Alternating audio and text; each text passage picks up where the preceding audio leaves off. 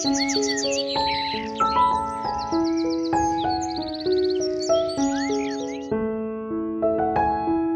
Morning friends, আমি অনুভা। এটি ফ্যামিলিতে সবাইকে স্বাগত।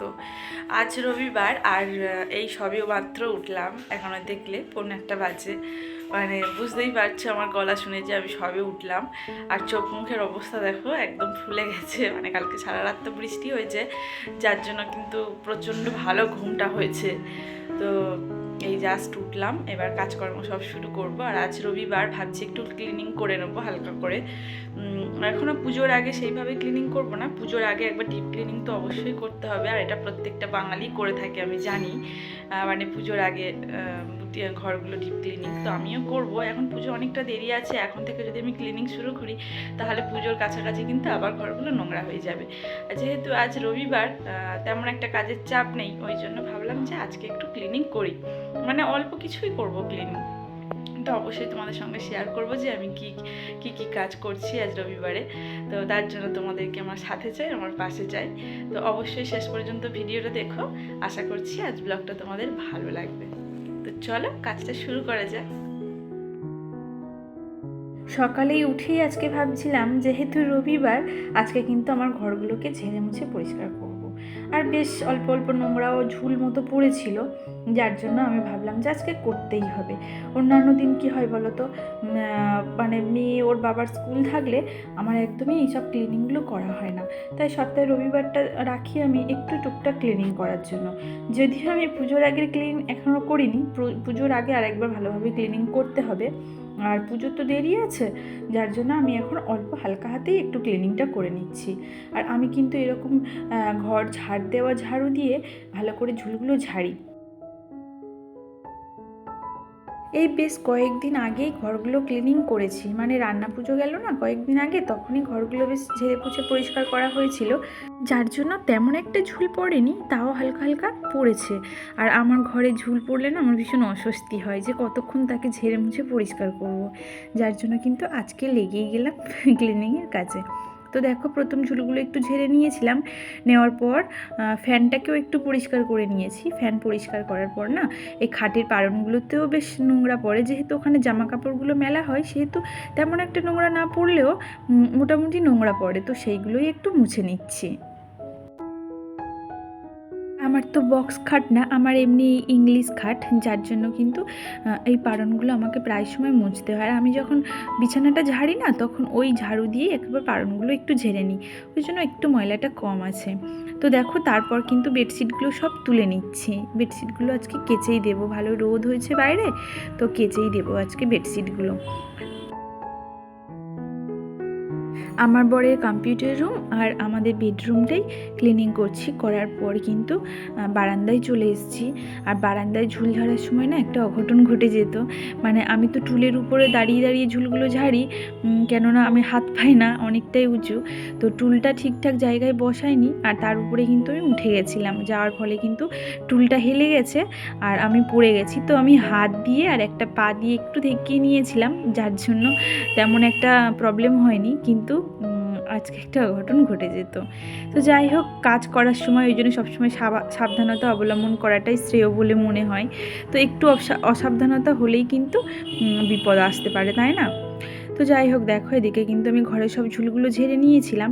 আর আমার মেয়ে যে ঘরটা না, ওই ঘরটা একদমই ঝুল পড়ে না, একদমই নোংরা হয় না। মানে ওটা তাও রাস্তার কাছের ঘর, তাও কিন্তু ওটা খুব একটা নোংরা হয় না। তো ওই জন্য ওটাকে আর ঝুল ঝাড়িনি, একদমই ঝুল পড়েনি। তো তারপর দেখো, আমি ঘরগুলোকে পরিষ্কার করে একটু ঝাড় দিয়ে নিচ্ছি। ঝাড় দেওয়ার পর কিন্তু ভালোভাবে মুছে নেব। আর আজকে আমার মেয়ে বলছিল, মা আমি একটু ঝাড় দেবো, এই মুছবো ঘরগুলো। তো আমি বললাম, না থাক, আজ তোকে মুছতে হবে না, আজ যেহেতু ঝুল ঝেড়েছি, ভালোভাবে ঝাড় দিয়ে আমার মুছতে হবে, অন্য দিন তুই মুছিস কোন। তো আমার মেয়ে যে এই কথাটা বলেছে যে মা ঘর মুছবো, এটাতে কিন্তু আমার অনেকটাই শান্তি, যে আমার মেয়ের থেকে এটা আমার অনেক বড় পাওনা, তাই না বলো? আজকে কিন্তু আমি রান্নাবান্নার কাজগুলো আগে করিনি। আমি ভাবলাম যে আগে ঘরগুলো ঝাড়পোছ করে নিই, তারপর রান্নাবান্না হবে। আর আজকে রবিবার, রান্নাবান্না অনেকের বাড়ি অনেক কিছু স্পেশাল হয় যেহেতু রবিবার, কিন্তু আজ আমার বাড়িতে তেমন কিছু স্পেশাল হবে না।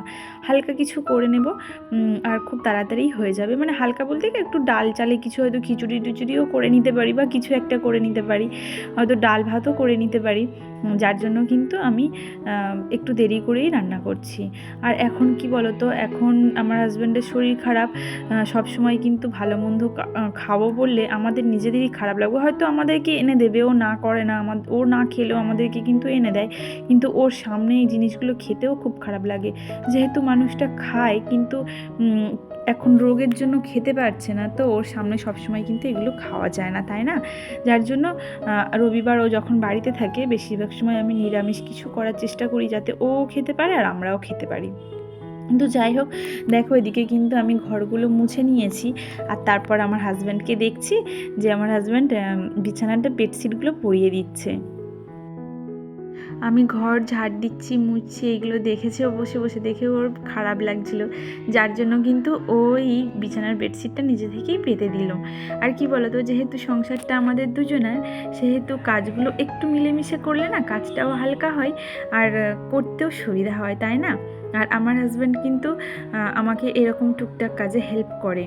আর তোমরা তো জানোই ও যেগুলো পারে আমাকে মোটামুটি কাজে হেল্প করে।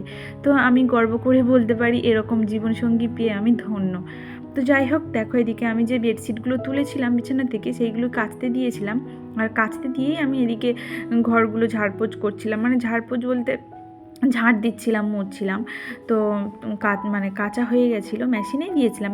ফেডশিটগুলো হলেই কিন্তু আমি বেশিরভাগ সময় ওয়াশিং মেশিনেই দিই। তো ওই জন্য ওগুলো কাচার পরে আমি একটু উপরে মেলে দিতে গেলাম।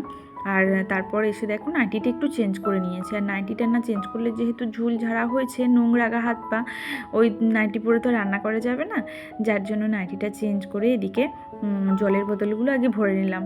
আর ঝুল ঝাড়তে ঘর মুছতে মুছতে না প্রচণ্ড জল পিপাসা পাচ্ছিলো, জল খাচ্ছিলাম, যেহেতু জলগুলোই সব শেষ হয়ে গেছে, তাই আগে জলগুলো ভরে নিয়ে এদিকে রান্না করছি। আর রান্নাটা বসিয়ে দিয়েই কিন্তু আমি এদিকে বাসন কয়েকটা পড়েছিল সেইগুলোই মেজে নিলাম। তো রান্নাবান্না কমপ্লিট করে নিয়েছি। আর রান্নাবান্না সেরকম বেশি কিছু তো করিনি, বললাম আজকে একটু ডাল করেছি, ভাত করেছি, আর একটু ডিম ভাজা, আলু ভাতে, ব্যাস এইটুকুই। তো করা হয়ে গেছে। হওয়ার পর না আমি এদিকে চলে এসেছি আরও কিছু ক্লিনিং, মানে এই যে ড্রেসিং টেবিল, আয়না, কাঁচ, এগুলো একটু কলিং দিয়েই মুছবো ভালোভাবে। কেন কি, যেহেতু ঝুল টুল ঝাড়া হয়েছে সেহেতু ঘরগুলো বেশ নোংরা হয়ে থাকে, মানে বিশেষ করে ড্রেসিং টেবিলের উপরে নোংরা পড়ে, কাঁচগুলোও ধুলো ধুলো হয়ে থাকে, ওই জন্যই কিন্তু ভালোভাবে কলিং দিয়ে পরিষ্কার করে মুছে নিচ্ছি। আর এই ভিডিওতে ভয়েস ওভার দেওয়ার সময় না প্রচণ্ড গাড়ির আওয়াজ হচ্ছিল। আমি জানি আমার যেহেতু রাস্তার কাছে ঘর, তো একটু গাড়ির শব্দটা হয়, তো তোমরা প্লিজ একটু মানিয়ে নিয়ে দেখো। কি করব বলো, রাস্তার কাছে ঘরগুলো হলে এই একটাই সমস্যা, প্রচণ্ড গাড়ির আওয়াজ আসে না। আর আমি মাসে 2-3 বার না এই কলিং দিয়ে পরিষ্কার করি, আর নইলে এমনি হালকা হাতে একটু কাপড় দিয়ে রোজ দিনই কিন্তু আমি মোছার চেষ্টা করি। এই দেওয়াল আলমারির কাঁচগুলো বা ড্রেসিং টেবিল, এগুলো কিন্তু আমি শুকনো কাপড় দিয়েই মুছি। আর এই মাসে 2-3 বার করে কলিংটা দিই। সবসময় কলিং দিয়ে দিয়ে না আমার মানে ড্রেসিং টেবিলের উপরে কেমন একটা দাগ হয়ে গেছিলো, ওই জন্য কলিংটা একটু কম ইউজ করার চেষ্টা করি।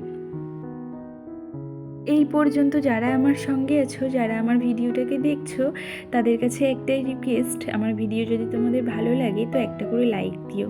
আর তোমাদের এক একটা লাইক কিন্তু আমাকে ভিডিও করার জন্য অনেকটাই মোটিভেট করে। আর আমার ভিডিও যদি আরও একটু বেশি ভালো লেগে থাকে তো চাইলে আমার চ্যানেলকে সাবস্ক্রাইব করে আমার ছোট্ট পরিবারের সদস্য হয়ে যেতে পারো।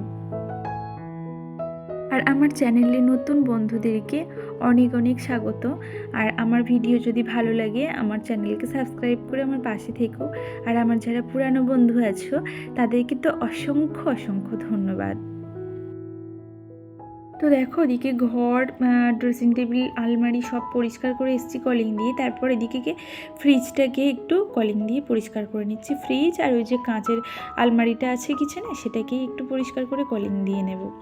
তো যাই হোক, আজ ভিডিওটা কিন্তু আমি এই পর্যন্তই শেষ করছি। আর আমার ভিডিও যদি তোমাদের ভালো লাগে অবশ্যই আমার পাশে থেকো। তো আজ তোমাদের থেকে এই ক্লিনিং করতে করতেই বিদায় নিলাম। সবাই খুব ভালো থেকো আর সুস্থ থেকো। দেখা হচ্ছে নেক্সট ভিডিওতে। সবাইকে বলছি টাটা।